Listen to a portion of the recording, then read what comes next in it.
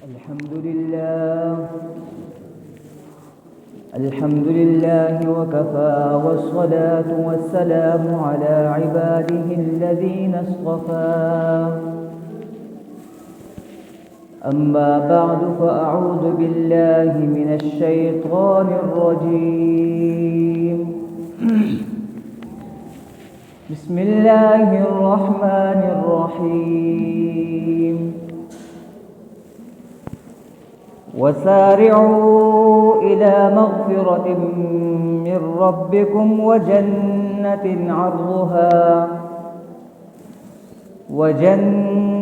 عرضها السماوات والأرض أعدت للمتقين صدق الله العظيم.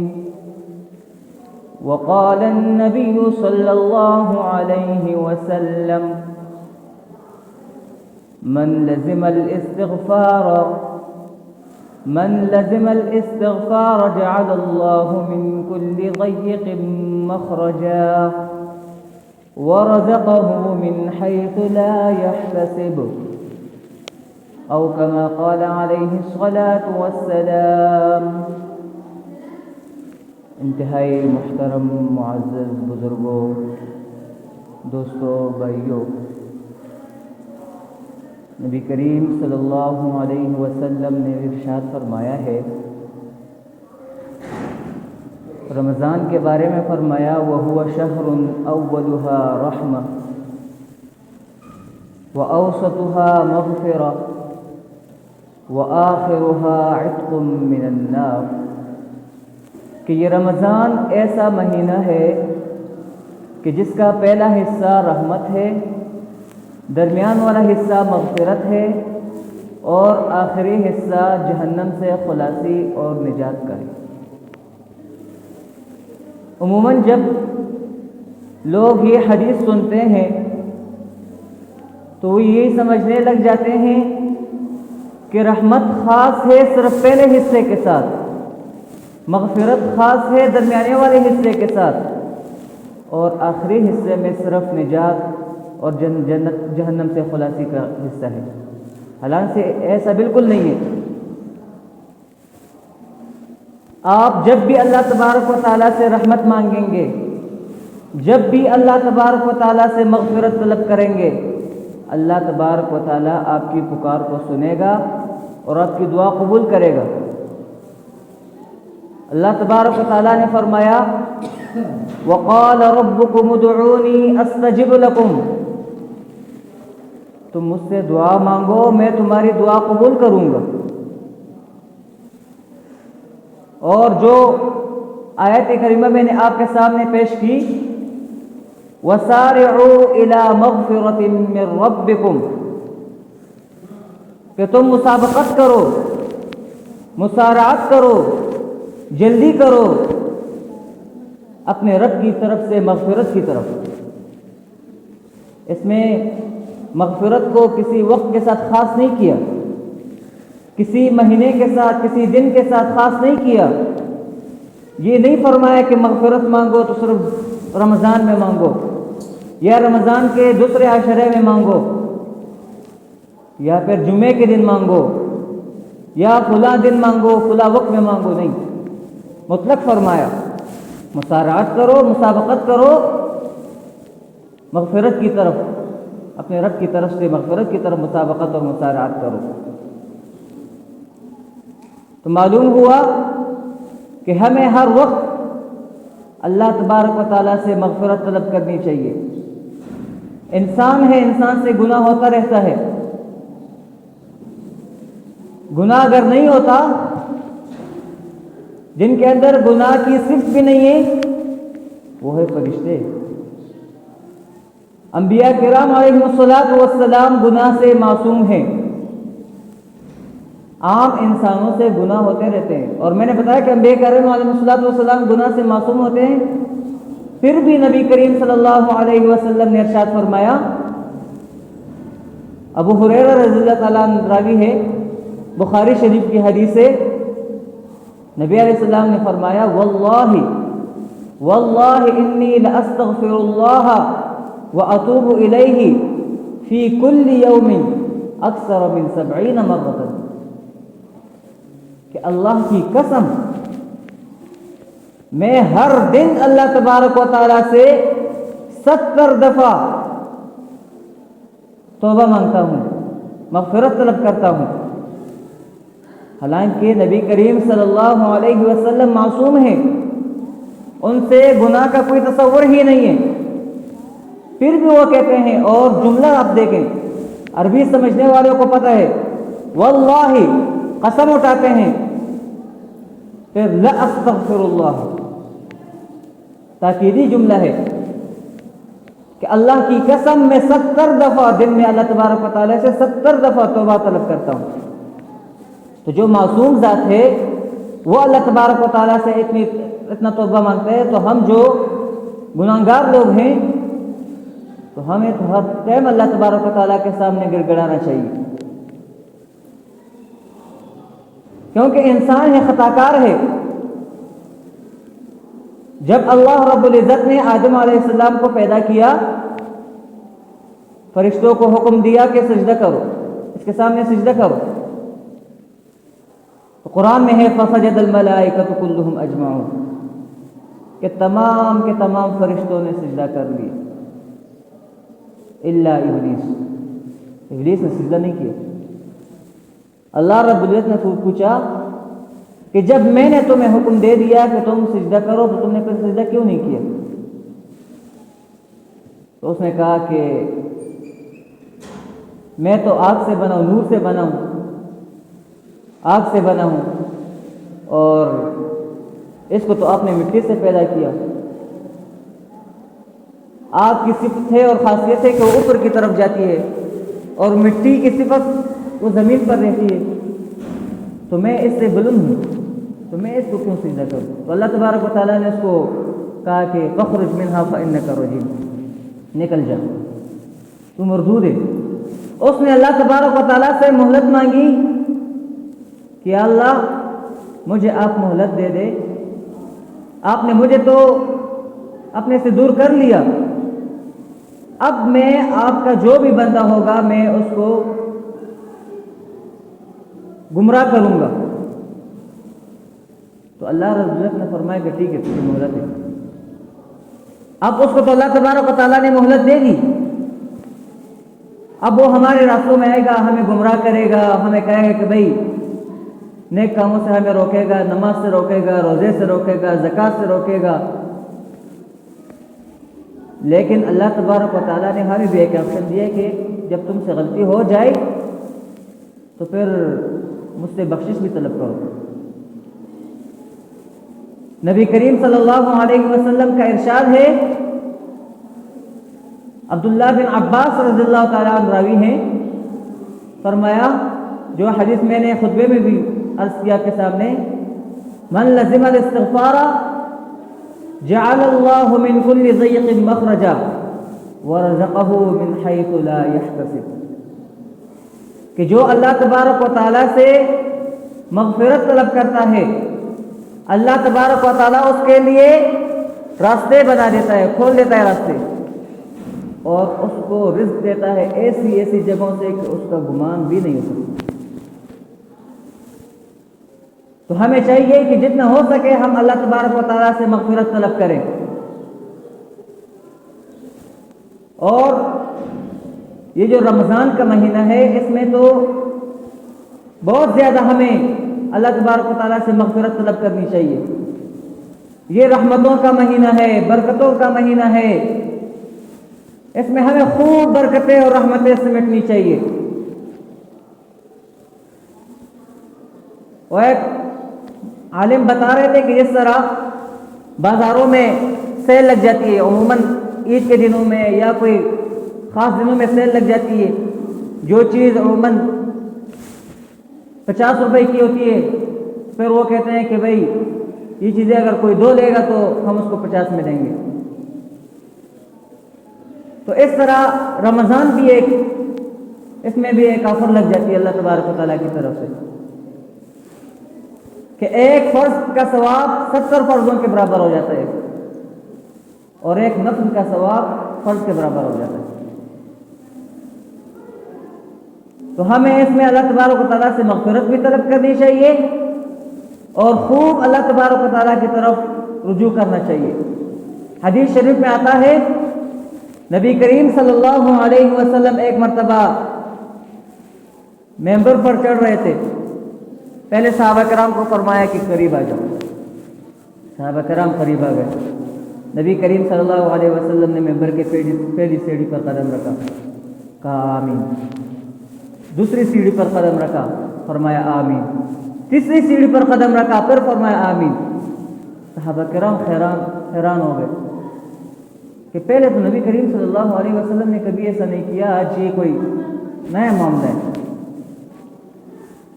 تو جب نبی علیہ السلام نے خطبہ دیا تو صحابہ کرام نے پوچھا کہ یا رسول اللہ، آج آپ نے کوئی ایسا عمل کیا کہ جو ہم نے پہلے آپ سے کبھی نہیں دیکھا تھا؟ نبی کریم صلی اللہ علیہ وسلم نے فرمایا ہاں، جبرائیل آئے تھے اور انہوں نے بددعا دی کہ ہلاک ہو جائے وہ شخص جو رمضان کا مہینہ پائے اور اس کی بخشش نہ ہو جائے۔ پھر فرمایا ہلاک ہو جائے وہ شخص جس کے سامنے میرا نام آ جائے اور وہ مجھ پر درود نہ پڑے۔ پھر فرمایا ہلاک ہو جائے وہ شخص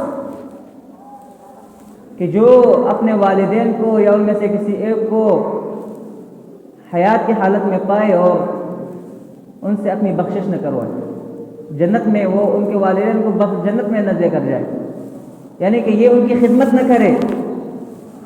لیکن اس میں پہلی بات کیا فرمائی کہ جو رمضان کا مہینہ پائے اور اپنی بخشش نہ کروائے، کہ اللہ تبارک و تعالیٰ کی طرف رجوع نہ کرے۔ تو جبریل نے دعا فرمائی، بددعا کی اور نبی کریم صلی اللہ علیہ وسلم نے اس پر آمین کہا۔ تو سوچ لو، جبریل امین کی بددعا ہو اور نبی کریم صلی اللہ علیہ وسلم کا آمین ہو تو اس بددعا کے قبول ہونے میں کوئی اثر باقی رہے گا؟ کتنی جلدی وہ بددعا قبول ہو جائے گی۔ تو ہمیں رمضان میں اللہ تبارک و تعالیٰ کی طرف خوب رجوع کرنا چاہیے، گڑگڑانا چاہیے، اللہ تبارک و تعالیٰ سے رحمت طلب کرنی چاہیے، مغفرت طلب کرنی چاہیے، جہنم سے نجات کے لیے ہمیں دعا کرنی چاہیے۔ اور یہ رمضان ہمیں عموماً علماء کرام سے لوگ سوال کرتے ہیں کہ ہم رمضان کیسے گزاریں، یہ سوال عموماً ہوتا ہے۔ تو اس کا جواب علماء کرام یہ دیتے ہیں کہ اللہ تبارک و تعالیٰ کے بتائے ہوئے احکام کے مطابق رمضان گزارو۔ ہم لوگ کیا کرتے ہیں؟ ہم لوگ دیکھتے ہیں کہ بھئی کون سی چیز ایسی ہے کہ جو شرع کے مخالف ہے، عموماً یہ سمجھ آتا ہے کہ جو شریعت کے مخالف ہو، شریعت نے بتایا کہ ایسا نہ کرو ایسا کرو، تو جو شریعت نے کہا یہ کرو ہم وہ ایسا نہیں کرتے، ہم اس کے مخالف کام کرتے ہیں۔ بہت سارے کام ایسے ہیں۔ شریعت نے اگر ہمیں بتایا کہ آپ کی شلوار ٹخنوں سے اوپر ہونی چاہیے، مردوں کے لیے کہا، اور عورتوں کو کہا کہ تمہاری شلوار ٹخنوں سے نیچے ہونی چاہیے، تو ہم کیا کرتے ہیں؟ عورتوں کی شلواریں ٹخنوں سے اوپر ہوتی ہے اور مردوں کی نیچے ہوتی ہے۔ ایسے اور بھی بہت سارے معاملات ہیں کہ شریعت نے ہمیں کہا ایسا کرو تو ہم ایسا نہیں کرتے۔ شریعت نے کہا کہ رات کو جلدی سونے کا اہتمام کرو تو ہم رات کو دیر دیر تک گپے لگاتے رہتے ہیں۔ شریعت نے کہا کہ صبح جلدی اٹھنے کا اہتمام کرو تو ہم صبح اٹھنے کا نام ہی نہیں لیتے۔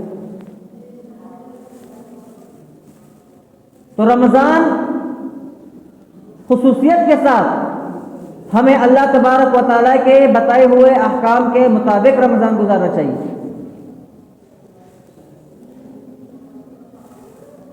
اور اسی طرح نبی کریم صلی اللہ علیہ وسلم نے جو طریقے بتائے ہیں، ہمیں رمضان نبی کریم صلی اللہ علیہ وسلم کے بتائے ہوئے طریقوں کے مطابق گزارنی چاہیے۔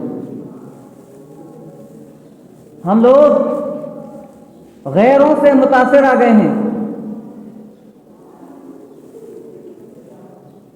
غیر جو کام کرتے تھے یا ابھی بھی جو کام کرتے ہیں وہ ایک فیشن بن چکا ہے. ہمارا وضع قطع وہ غیروں کے مطابق ہو چکا ہے.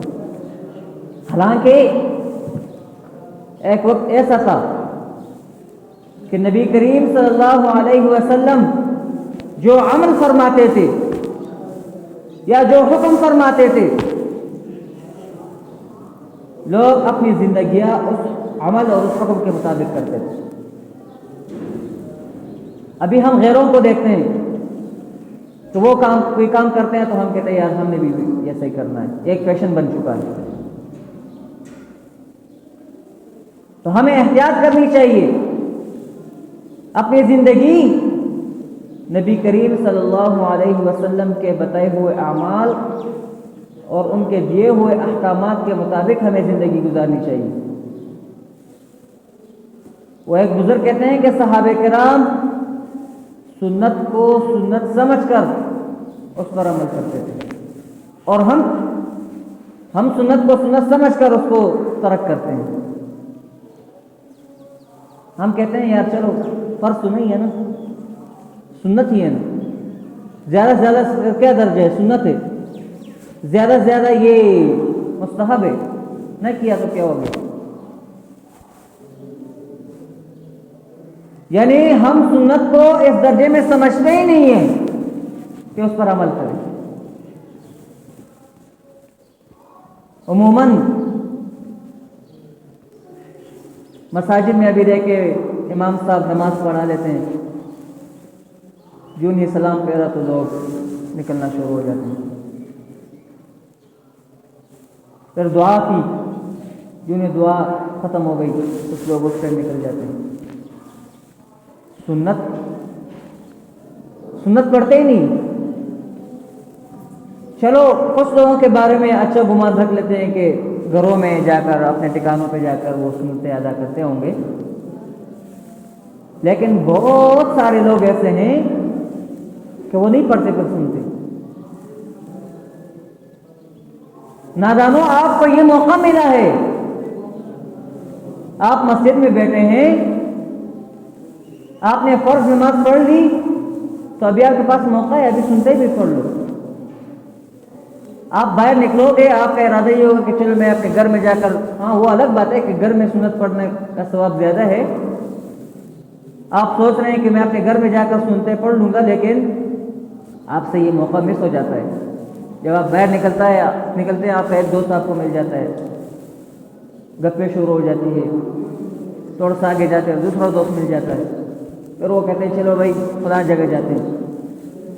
پھر وہ بعد میں جا کر ہم اثر کی نماز جب پڑھ لیتے پھر ہمارے ذہن میں تھے وہ یار آج تو ہم نے سنتے پڑھی نہیں. تو جب ہمارے پاس موقع تھا فرض نماز پڑھ لی, اس کے بعد ہم سنتے ادا کر لیتے, موقع تھا اس ٹائم نا. لیکن ہم کہتے ہیں کہ بھائی پڑھ لیں گے, اور سنت کو ہم اس درجے میں سمجھتے نہیں ہیں. تو ہمیں اپنی زندگی اللہ تبارک و تعالیٰ کے بتائے ہوئے احکامات اور نبی کریم صلی اللہ علیہ وسلم کے دیے ہوئے ہدایت کے مطابق گزارنی چاہیے.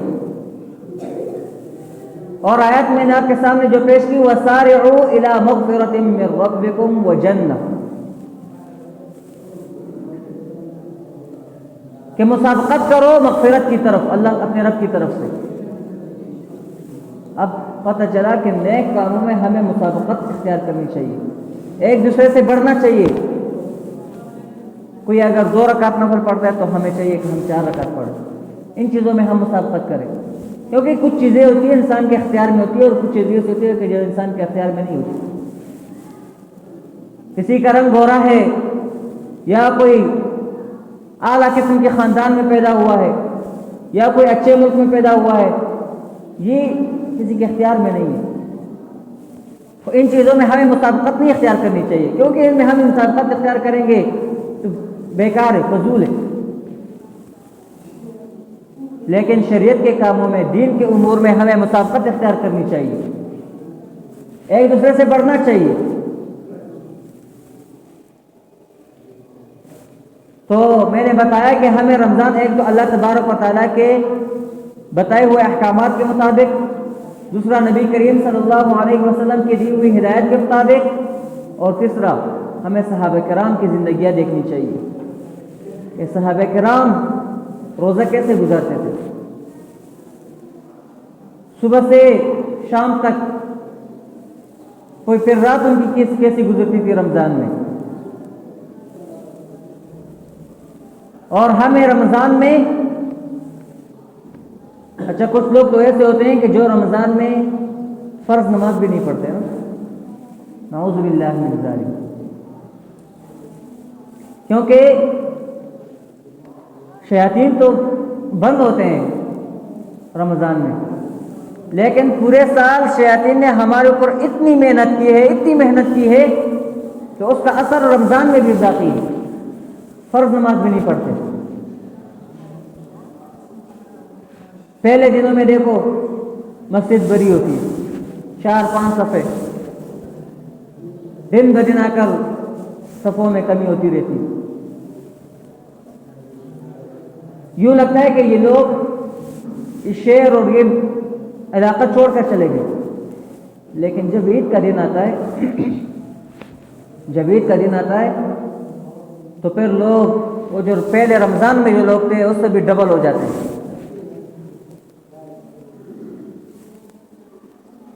یہ تو کچھ لوگوں کی حالت یہ ہے. لیکن ہمیں کیا کرنا چاہیے؟ ہمیں رمضان میں فرض نماز تو ضروری ہے، سنتوں کا بھی اہتمام ہو، نوافل کا بھی اہتمام ہو، تہجد کا بھی اہتمام ہو، تراویح کی نماز کا بھی اہتمام ہو. تراویح بھی آج کل دیکھو سوشل میڈیا پہ کوئی آدمی آ جاتا ہے، مولوی بھی ہوتا ہے کبھی کبھی، مفتی بھی ہوتا ہے کبھی کبھی کوئی انجینئر، پروفیسر اور ڈاکٹر آ جاتا ہے. وہ کہتے ہیں بھائی اسلام میں تو تراویح ہے ہی نہیں. تو ہم لوگ جب یہ بات سنتے ہیں تو ہم کہتے ہیں یار یہ تو ہمیں ایک موقع مل گیا، ٹھیک ہے نہیں ہے تراویح تو ہم کیوں پڑھیں. اور جو اتنے وقت سے علماء کرام یہ تاکید کرتے ہیں تراویح پر، وہ ہم نہیں سوچتے. حالانکہ تراویح نبی کریم صلی اللہ علیہ وسلم سے ثابت ہے باقاعدہ. 3 دن تک نبی کریم صلی اللہ علیہ وسلم نے تراویح پڑھائی. اور پھر تراویح چھوڑ کیوں دی؟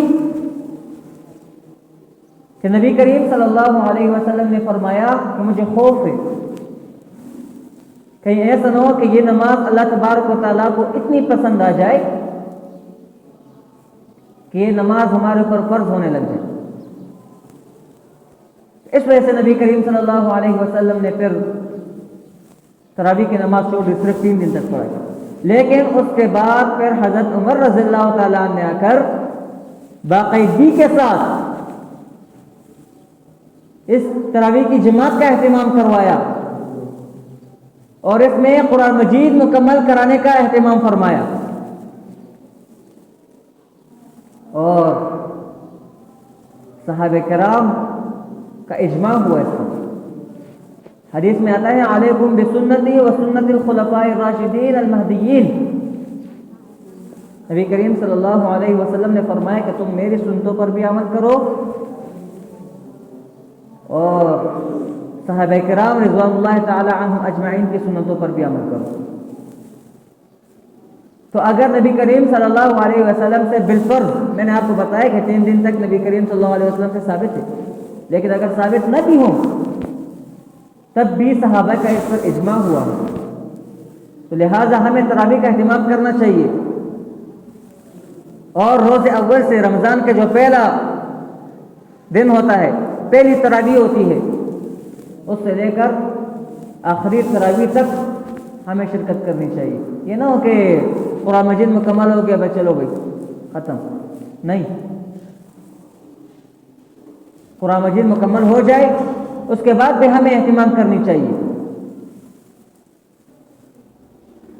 تو روزہ صحابہ کرام رضوان اللہ تعالی عنہم اجمعین کی زندگی ہمیں دیکھنی چاہیے، ان کی زندگی کیسی تھی. اس کے مطابق ہمیں روزہ گزارنا چاہیے۔ اور ہم کیا کرتے ہیں؟ روزے میں ہمارا کہتے ہیں دماغ شارپ ہو گیا، بچے ہم سے بات کرتے ہیں بیچارے تو ہم ان کو کہتے ہیں خاموش ہو جاؤ، تمہیں پتہ نہیں ہے ہمارا روزہ ہے؟ تو وہ بیچارے بھی ڈر جاتے ہیں کہ یار روزہ بھی کوئی بہت بڑی بلا ہے، اس میں ہم پھر کہتے ہیں روزہ رکھنے پھر نہیں رکھنا، کیونکہ ان کے دماغ میں ان کے دلوں میں ہم نے خوف بٹھا دیا۔ بھائی روزہ ایک ایسی چیز ہے کہ جس میں آپ کسی سے بات بھی نہ کرو، حالانکہ روزہ تو صبر کا مہینہ ہے، یہ رمضان مہینہ ہے صبر کا۔ حدیث شریف میں آتا ہے کہ جو تم میں سے کوئی طاقت رکھے تو وہ نکاح کرے، اگر طاقت نہیں رکھتا تو پھر روزہ رکھے۔ کیوں؟ کیونکہ روزہ صبر کا مہینہ ہے۔ جب انسان روزہ رکھے گا تو انسان کے اندر صبر والی قوت اور خاصیت آئی ہے۔ لیکن ہم نے کیا حالت بنائی؟ حالانکہ ہوتا ہے بالکل نہیں، واقعی میں اگر دیکھیں تو کچھ بھی اثر نہیں پڑتا اگر ہم روزہ رکھیں، روزے رکھنے سے کچھ اثر نہیں پڑتا، لیکن ہم نے اپنا وہ ذہن مائنڈ ایسا بنا دیا ہے کہ ہم جب روزہ رکھیں گے تو ہمارا دماغ شارپ ہوگا اور کوئی ہم سے بات کرے گا تو ہم اس کو آگے سے سنائیں گے۔ تو نہیں، روزہ ایک تو اللہ تبارک و تعالیٰ کے دیے ہوئے احکامات کے مطابق، نبی کریم صلی اللہ علیہ وسلم کی دی ہوئی ہدایت کے مطابق، اور پھر ہمیں صحابہ کرام کی زندگی دیکھنی چاہیے، ان کی زندگی ٹٹولنی چاہیے، اس کے مطابق ہمیں روزہ گزارنا چاہیے۔ تہجد کا اہتمام ہو، نوافل کا اہتمام ہو، تراویح کا اہتمام ہو، اور سب سے بڑی چیز دعاؤں کا اہتمام ہو۔ الدعاء مخ العبادہ، حدیث شریف میں آتا ہے کہ یہ جو دعا ہے یہ عبادت کا مغز ہے، تو ہمیں دعاؤں کا بھی اہتمام کرنا چاہیے۔ اور آج کل کے حالات کو آپ دیکھیں تو اپنے لیے تو دعا مانگنی چاہیے، فلسطین کے مظلوم مسلمانوں کے لیے دعا مانگنی چاہیے، تہجد کے ٹائم، افطار کے ٹائم ہمیں ان کے لیے بھی دعا مانگنی چاہیے، اور ان کی مصنوعات ہم دیکھیں سحری کے ٹائم ہماری دسترخوان پر ان کی کوئی مصنوعات میں سے کوئی چیز تو نہیں ہے، اگر ہے تو اس کو سائڈ پہ کر دو، اور آئندہ خود بھی اہتمام کرو، اپنے بچوں کو بھی کہو کہ بھائی ان کی مصنوعات سے بائیکاٹ کرو۔ پھر ہم افطاری کے ٹائم بھی دیکھیں کوئی چیز تو ان کی مصنوعات میں سے کوئی چیز تو نہیں ہے تو سائڈ پہ کرو اور آئندہ نہ لینے کا عزم کرو۔ تو اللہ تبارک و تعالیٰ سے مغفرت طلب کرنی چاہیے رمضان کے مہینے میں نے آپ کو بتایا ہے کہ مغفرت صرف درمیانے والے عاشرے کے ساتھ خاص نہیں ہے، ہمیشہ اللہ تبارک و تعالیٰ سے مغفرت طلب کرنی چاہیے۔ اور مغفرت آسان سا طریقہ ابو داؤد شریف میں آتا ہے اور ترمذی شریف میں بھی یہ روایت ہے کہ آپ صرف اللہ تبارک و تعالیٰ سے کوئی، حدیث شریف میں یہ آتا ہے ابو داؤد شریف اور ترمذی شریف کی ہے کہ کوئی آدمی اگر 3 یا 5 مرتبہ دن میں یہ کلمات پڑھے گا تو اللہ تبارک و تعالیٰ اس کے سارے گناہ معاف کر دیں گے۔ وہ کلمہ کیا ہے؟ استغفر اللہ الذی لا الہ الا هو الحی القیوم واتوب الیہ، استغفر اللہ الذی لا الہ الا هو الحی القیوم واتوب الیہ۔ حدیث شریف میں آتا ہے کہ کوئی آدمی اگر 3 مرتبہ دن میں یا 5 مرتبہ یہ کلمات پڑھے گا تو اللہ تبارک و تعالیٰ اس کی بخشش کر دیں گے۔ تو اللہ تبارک و تعالیٰ ہمیں ان کلمات پڑھنے کی بھی توفیق عطا فرمائے، اور ہمیں گناہوں سے یہ اللہ سے یہ دعا کرو کہ اللہ ہمیں گناہ کا موقع بھی نہ دے، کیونکہ ہمارے بس میں نہیں ہے اگر ہمیں گناہ کا موقع مل جائے اور ہم پہ وہ گناہ چھوڑ دے، یہ ہمارے بس میں نہیں ہے۔ تو اللہ سے یہ مانگو کہ اللہ ہمیں گناہ کا موقع بھی نہ دے، اور اگر کوئی گناہ ہو جائے تو اس پر استغفار کرو، استغفر اللہ ربی من کل ذنب واتوب الیہ، یا استغفر اللہ الذی لا الہ الا هو الحی القیوم واتوب الیہ۔ تو جو کچھ سنا اللہ تبارک و تعالی ہمیں اس پر عمل کرنے کی توفیق عطا فرمائے۔ وآخر دعوانا الحمد للہ رب العالمین۔